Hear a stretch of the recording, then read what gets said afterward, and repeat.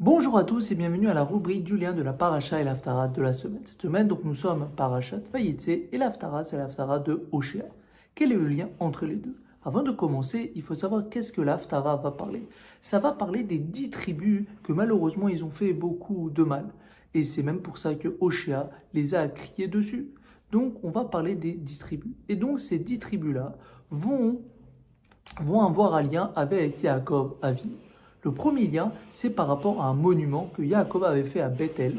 Il avait créé un monument de pierre. Et donc, dans la Haftara, on voit que le premier des tribus Yeravam a fait un veau. Et bien sûr, il a adoré ce veau-là. Mais où ça? Dans la même place où Yaakov avait fait ce monument. Donc ça, c'est le premier lien. Le deuxième lien, c'est par rapport à l'idolâtrie de Lavan. On voit que Yaakov, bien sûr, n'a pas fait d'idolâtrie. Par contre, malheureusement, les 10 tribus ont fait l'idolâtrie.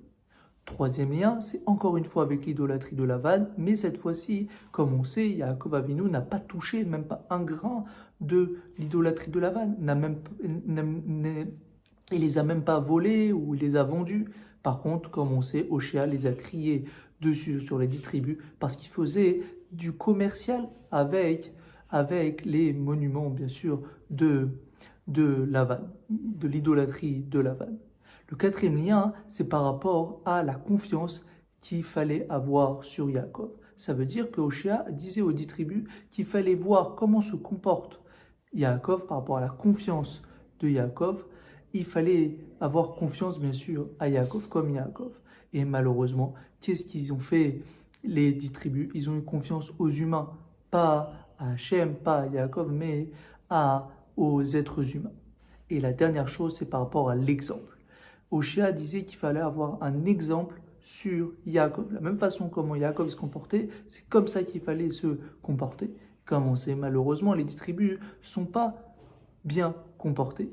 Et pour finir, cet exemple-là, ça parle pour toutes les générations futures et même notre génération à nous. Ça veut dire qu'il faut prendre exemple sur notre père Yaakov Avinu.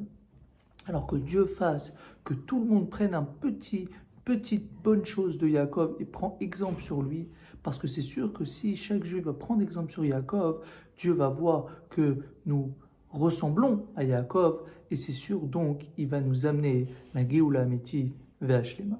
Shavuot Tov à tous et à jeudi pour le Dvar Malchut Tafshin Alev Tafshin Bet.